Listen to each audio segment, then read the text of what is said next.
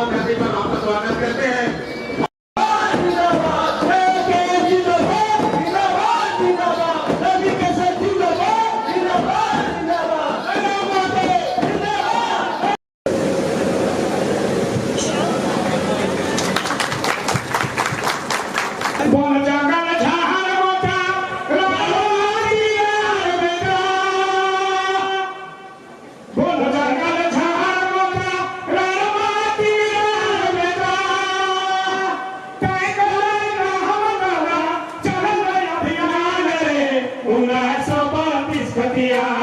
अपना पहचान रे 1932 हथियार, अपना पहचान रे 1932 हथियार। अपन माटी अपन भाषा जागत है आशा, अभी नहीं तो कभी नहीं, अभी नहीं तो कभी नहीं, तनिक ध्यान रे 1932 हथियार। बहुत बहुत धन्यवाद सुनील जी, धन्यवाद। तो आज धरती आबा बिरसा मुंडा की पावन धरती में भारत स्वतंत्रता अभियान के नायक तेलंगा खड़िया बुधु भगत ताना भगत की धरती में आप सभी झारखंड वासियों का जोहार करते हैं, हार्दिक अभिनंदन करते हैं। आज इस कार्यक्रम में जो लोग आए हैं राउर मन सभी मन के जोहार करे है और जितना वोट हमर से बोड़ा है थोड़ा सा भाषा में असुविधा होगा क्योंकि हम धन्यवाद बोकारो से, लेकिन जे हमर से छोटे लगा ओखनी के आशीर्वाद दे है। हम धन्यवाद दिए चाहे जितना भी पुलिस के जवान सब अले हा, जितना भी पुलिस के कर्मी अले हा, तोहनियों के धन्यवाद आभार। हम धन्यवाद दिए चाहे लोकतंत्र के चौथा स्तंभ मीडिया बंधु के, चाहे भारत देश के आजादी रहे या शोषित वंचितों के आवाज रहे, मीडिया के रोल हमेशा सर्वोपरि रहा है। तो तोहनियों के धन्यवाद। तो अब इस फुटबॉल के मैदान के उदाहरण से ही हम अपन बात कर रखे आज, और साथ ही साथ हम नमन करे है भारत देश के माँ भारती के वीर सुपूत अल्बा टेक्का के। आज अल्बा टेक्का के स्टेडियम में इस फुटबॉल के मैदान में देख ली, फुटबॉल के मैदान हो, कि फुटबॉल के मैदान में फुटबॉल के खेल हवा है ना। अब मान के चल फुटबॉल के खेल तो 90 मिनट हुआ है, लेकिन 10 मिनट के पेनल्टी भे जाए अगर मैच टाई हुआ है, यानी अगर 10 मिनट के पेनल्टी के खेल अगर खेलल जाए तो एक रूल बना है, एक नियम बना है, तब 10 मिनट के पेनल्टी के खेल हुआ है।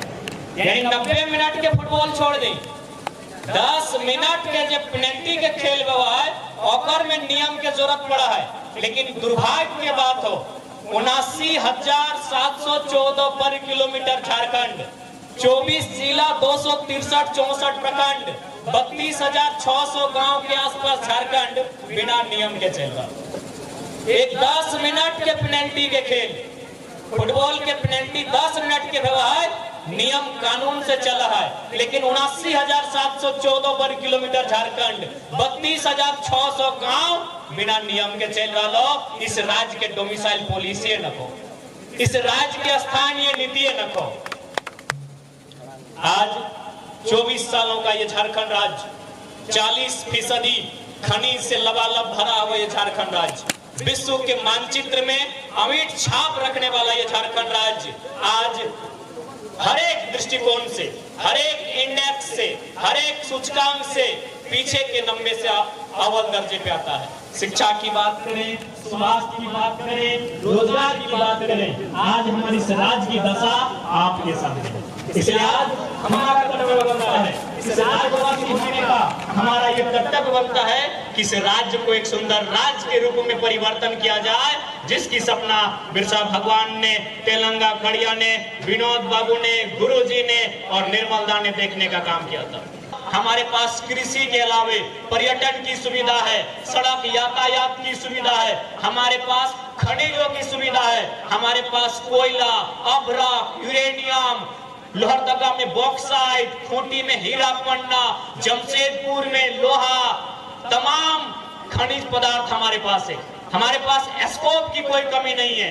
अगर कमी है तो जनता में और जनता के द्वारा चुने गए नेताओं में कमी है। जनता की कमी क्या है कि हम लोग अपना वोट 500 रुपए में सौदा करते हैं। हम लोग अपना वोट मांस, शराब में सौदा करते हैं। समझ पाएगा, हमें इस बात की तकलीफ है कि खून की उल्टियां बिरसा भगवान करेंगे, सीने में गोली निर्मल महतो खाएंगे और हरियाणा का व्यापारी अगर इस राज्य से मंत्री चुना जाएगा, हमें तकलीफ हो, हमें तकलीफ होगा।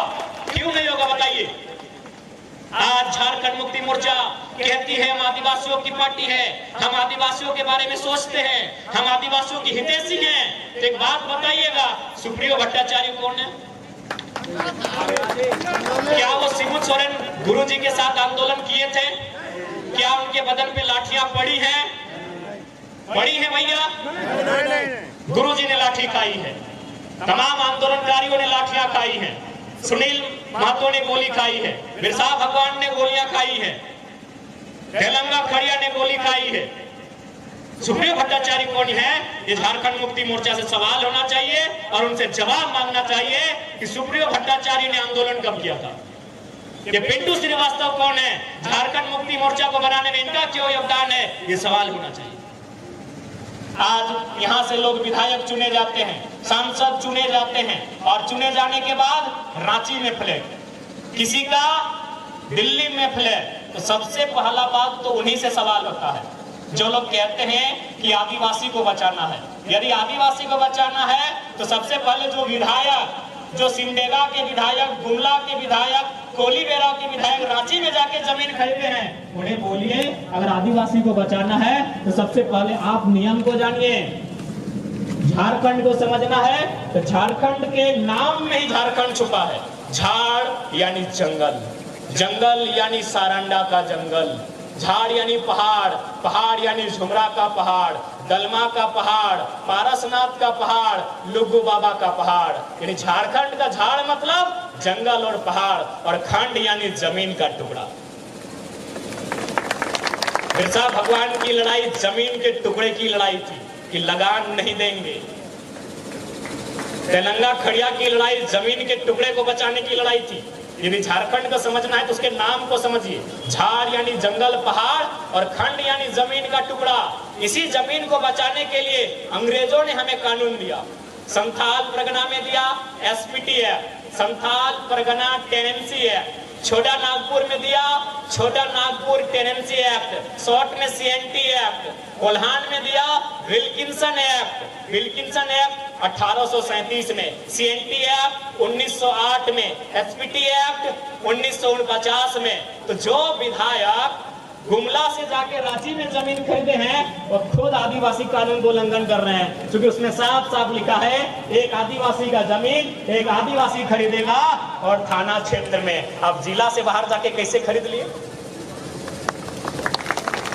माननीय मुख्यमंत्री, पहले आप बताइए ना, आप आदिवासी के हितैषी हैं तो पहले आप बताइए। आपका घर है रामगढ़ जिला के गोला प्रखंड के नेमरा गांव में। माननीय मुख्यमंत्री का घर कहाँ है मालूम है ना? रामगढ़ जिला गोला प्रखंड नेमरा गांव। जमीन कहाँ है? दुमका में। जमीन कहाँ है? धनबाद में। जमीन कहाँ है? बोकारो में। जमीन कहाँ है? रांची रामगढ़ में। हाय रे, आप आदिवासी की बात कैसे करेंगे? आप खुद सीएनटी कानून को नहीं मान रहे हैं तो जो बाहर से लोग आए हैं सीएनटी को मानेंगे? जब हमारा मुखिया नहीं मान रहा है, जब हमारा मुखिया डिसिप्लिन में नहीं है तो बाकी लोग डिसिप्लिन को मानेंगे। इसलिए जमीन बहुत इंपॉर्टेंट है। क्योंकि देख लीजिए, आज यहाँ बहुत सारे भाई आए हैं जो यही गुमला सिमडेगा के हैं। कोई दरोगा होंगे, कोई इंस्पेक्टर होंगे, कोई पुलिस होंगे, लेकिन नौकरी 30 साल की, नौकरी 40 साल की। उसके बाद ये भाई लोग, चचा लोग भी गारंटी नहीं लेंगे कि इनका बेटा इनके बदले पुलिस बनेगा ही। लेकिन अगर ये खेती करते हैं, इनके पास जमीन है, तो ये गारंटी लेंगे कि मेरे बाद मेरी आने वाली पीढ़ी इस जमीन में जोत कोड़ के अपना भरण पोषण करेगी। सबसे इम्पोर्टेंट जमीन होता है। झारखंड में सबसे इम्पोर्टेंट जमीन का कानून होना चाहिए। आपने बिल गेट्स का नाम सुना होगा। अंबानी अडानी से भी धनी आदमी। आज आप अंबानी का नाम सुने हैं, हाँ मोदी जी के रिश्तेदार लगते हैं। अंबानी अडानी का नाम आप सुने होंगे, उनसे भी धनी आदमी थे बिल गेट्स। माइक्रोसॉफ्ट के संस्थापक थे अमेरिका के। लेकिन आज मालूम है उन्होंने अपना जो पैसा है वो कहाँ इन्वेस्ट किया है? उन्होंने अपना पैसा मोबाइल में नहीं, बिजनेस में नहीं, उन्होंने अपना पैसा जमीन में इन्वेस्ट किया है। 1000 वर्ग किलोमीटर जमीन खरीदा है। 1000 वर्ग किलोमीटर जमीन यानी मोटा मोटी खूंटी जिला। खूंटी जिला। बिल गेट्स दुनिया का सबसे धनी आदमी कहाँ इन्वेस्ट कर रहा है? जमीन में। कितना जमीन लिया है? खूंटी जिला के बराबर 1000 वर्ग किलोमीटर जमीन लिया है। क्यों? सबको मालूम है कि मोबाइल चल संपत्ति है, ये गाड़ी चल संपत्ति है, ये पैसा चल संपत्ति है, ये सोना चांदी चल संपत्ति है। एक ही को संपत्ति है जिसको अचल कहते हैं, जमीन का टुकड़ा, जो कहीं नहीं जाएगा, जहां है वहीं रहेगा। एक ही संपत्ति है जो चोरी नहीं होगा, वो आपके जमीन का टुकड़ा है। इसीलिए बिल गेट्स ने 1000 वर्ग किलोमीटर जमीन खरीदा है अपने पैसों को इन्वेस्ट करके। यही है झारखंड। इसलिए अगर झारखंड को बचाना है, पहले यहाँ की जमीन को बचाना होगा। अगर यहाँ की जमीन को नहीं बचाएंगे, झारखंड कभी नहीं बचेगा। तमाम कॉर्पोरेट घरानों की नजर यहाँ की जमीन पर है, तमाम उद्योगपतियों की नजर यहाँ की जमीन पर है। इसीलिए आज वो लगातार सीओ के माध्यम से, तमाम जो भू पदाधिकारी हैं उनके माध्यम से जमीनों का हेर फेर करते हैं। कैसा हेर फेर करते हैं कि आपकी जमीन को पंजी 2 में चढ़ा देते हैं, आपके मोटेशन में रोक के रख दिया जाता है, आपका ऑनलाइन पर्चा नहीं काटा जाता है। ये कोई छोटी मोटी साजिश नहीं है, ये बहुत बड़ी साजिश है। अगर आज इस साजिश से को नहीं समझते हैं तो 20 साल बाद जिस प्रकार आज असुरी समाज कहाँ है कोई नहीं जानता है, बिरहोरी समाज आज कहाँ चला गया कोई नहीं जानता है, पहाड़िया, सबर, सोरैया कहाँ चले गए कोई नहीं जानता है। कल को बाकी जो समाज यहाँ है, चाहे मुंडा रहे, उराव रहे, हो रहे, खड़िया रहे, कुड़मी रहे, संथाल रहे, कल वो कहाँ चले जाएंगे कोई नहीं खोज पाएगा। क्योंकि जमीन नहीं तो कोई इतिहास याद नहीं रहेगा। पहले भूगोल की रक्षा होनी चाहिए। क्योंकि अगर आज इस प्रयास को हम लोग सकारात्मक दृष्टि से नहीं लेके जाते हैं तो आने वाले दिन बड़े दुर्लभ होंगे। अभी झारखंड राज्य की जब बात आती है तो 1932 खतियान की बात आती है, खतियान आधारित स्थानीय नीति की बात आती है।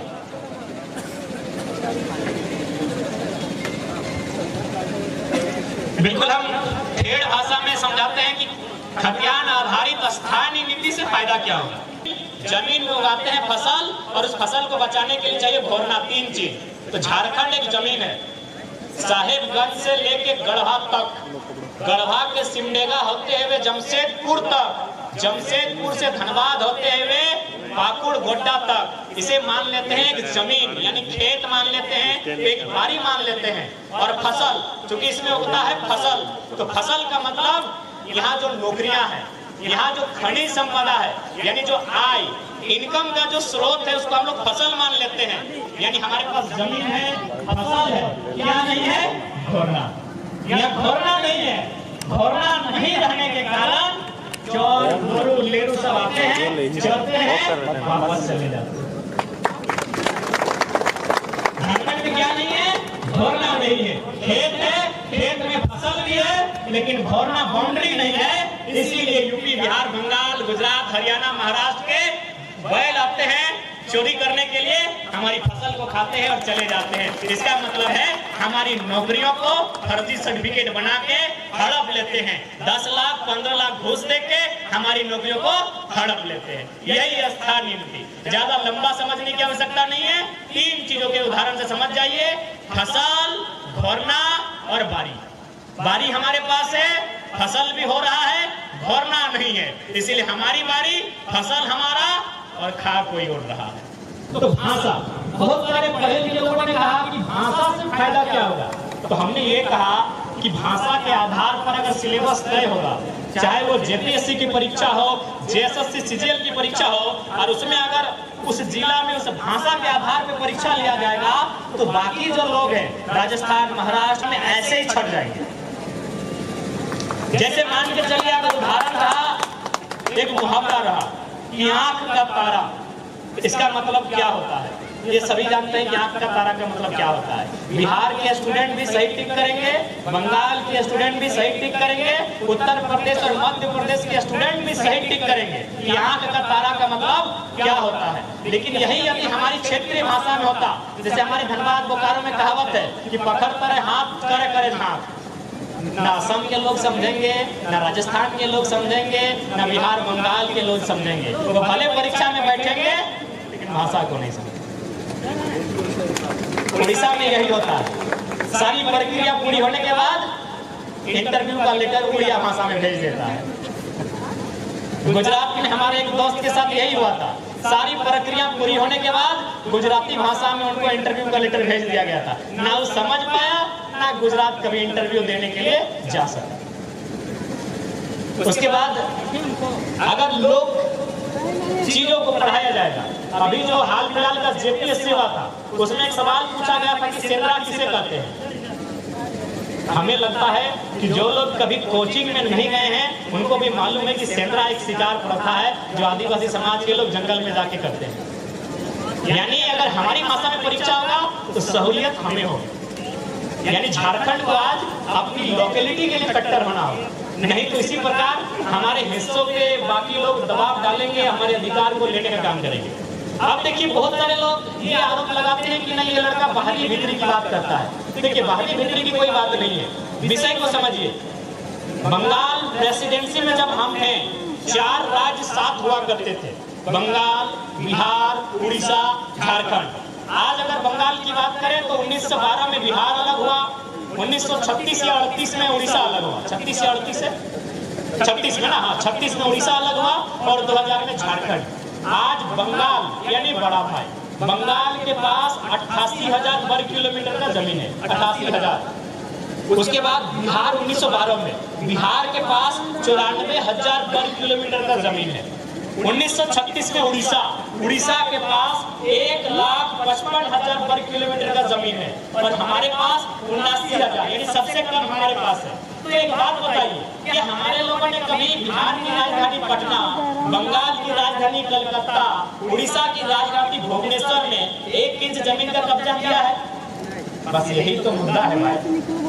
हम तो बोल रहे हैं कि हम लोग चारों भाई हैं, हमने आपकी बंटवारे के बाद आपको 1 इंच जमीन पे गड़ा नजर गड़ाया नहीं और आपने पूरा रांची पे कब्जा कर लिया। जाके देखिए, मोबाइल खराब बारी गिरने की कोई लड़ाई नहीं है, विषय को समझिए। बंटवारा होने के बाद हम कभी बंगाल की सीमा में नहीं गए कि हम आपका छोटा भाई झारखंड है, हमको हिस्सा दीजिए। नहीं, हिस्सा हो चुका है। बंगाल वासियों को मुबारक है। हम कभी बिहार की सीमा में नहीं गए कि हम आपका छोटा भाई झारखंड है, हमको कुछ हिस्सा दीजिए। बिहार वासियों को मुबारक है। हम कभी उड़ीसा की सीमा में नहीं गए कि झारखंड आपका छोटा भाई है, कुछ हिस्सा दीजिए। उड़ीसा वासियों को मुबारक है। तो भैया झारखंड वासियों का रहने दिए ना, काहे डाका डाल रहे हैं? सिंपल सा बात है, काहे डाका डाल रहे हैं? आप हमारे बड़े भाई हैं, बंगाल हमारा बड़ा भाई है, बिहार हमारा मंझला भाई है, उड़ीसा हमारा संजला भाई है, हम छोटा भाई है। हम आपके भूभाग में नजर नहीं गाड़ते हैं। जब सदी है हाल क्रांति की, जब सदी है हाल क्रांति की, माओ ने बेटों की बोलियां दी हैं, क्रांति ने एक सर मांगा है, हमने भर भर के झोलियां दी हैं, हमने भर भर के झोलियां दी। ये राज्य हमें ऐसा नहीं मिला। पुनः अपनी बातों को विराम देने से पहले मैं धन्यवाद देना चाहूंगा सिमडेगा इकाई के तमाम हमारे साथियों का, तमाम हमारे पदाधिकारियों का, तमाम सदस्यों का। हम धन्यवाद देना चाहेंगे आवाम का, हम जनता के देश में जनता का धन्यवाद देना चाहेंगे। भारत देश of the people, by the people, for the people. जनता को जनता के लिए, जनता के द्वारा जाना जाता है। इसलिए हम धन्यवाद देंगे जनता जनार्दन का, जो आशीर्वाद देने के लिए सुदूर गांवों से चलकर अल्बर्टक्का मैदान में आए हैं। मैं उनका धन्यवाद देना चाहूंगा, मैं उन्हें नमस्कार आदाब पेश करना चाहूंगा, मैं उन्हें जोहार करना चाहूंगा। मैं धन्यवाद देना चाहूंगा लोकतंत्र के चौथे स्तंभ, जो हमेशा शोषित वंचितों की आवाज बनते हैं। जब एक आम आदमी विधायक से ठुकराया जाता है, कार्यपालिका से ठुकराया जाता है, तो मीडिया उसकी आवाज बनकर सामने आती है। मैं धन्यवाद देना चाहूंगा लोकतंत्र के चौथे स्तंभ तमाम मीडियाओं का।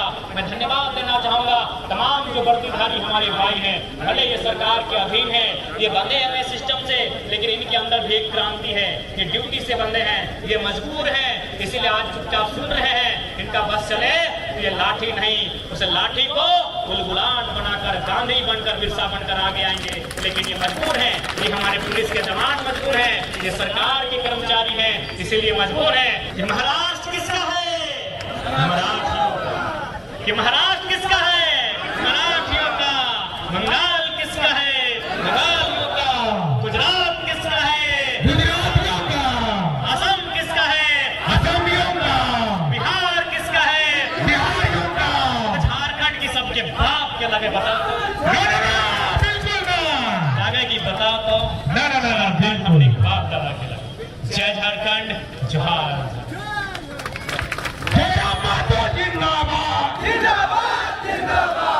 जयराम जी बताएं, सिमडेगा आगमन हुआ है, सिमडेगा में जेबी केसेस की नींव डल गई है, विधानसभा चुनाव नजदीक है, ऐसे में किन मुद्दों को लेकर आप यहाँ पर चुनाव लड़ेंगे? कि झारखंड राज्य बने हुए 24 साल हो गए। सबसे पहले तो सिमडेगा की धरती को नमन करते हैं कि हमें बहुत अभूतपूर्व एहसास दिलाया कि सिमडेगा के क्षेत्र में भी हमारे लिए कोई समर्थन की कमी नहीं है। जहाँ तक मुद्दों का सवाल है, मुद्दे वही हैं जो झारखंड में बिरसा भगवान के समय थे, जयपाल सिंह मुंडा, विनोद बिहारी महतो और निर्मल दास के समय थे।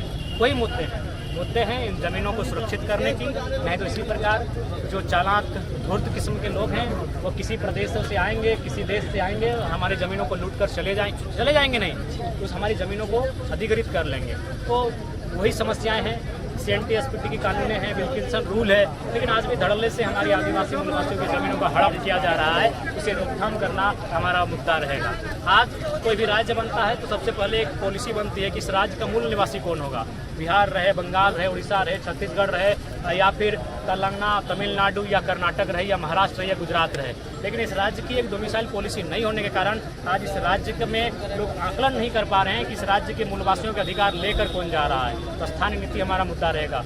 चूँकि ये राज्य किसानों का प्रदेश है, एक बेहतर कृषि नीति हमारा मुद्दा रहेगा। छात्र लगातार सड़कों पर आकर आंदोलन कर रहे हैं, अपने बदन पे लाठियां भांज रहे हैं, तो एक नियोजन नीति हमारा बेहतर मुद्दा रहेगा। इस राज्य में जो पारा कर्मी हैं, चाहे पारा शिक्षक हैं, आंगनबाड़ी की सेविका हैं, रसोइयां हैं, तमाम जो स्वयंसेवक हैं, उनके मुद्दे को कैसे अस्थायी किया जाए, उनके मुद्दे को कैसे समाधान किया जाएगा, ये हमारा मुद्दा रहेगा।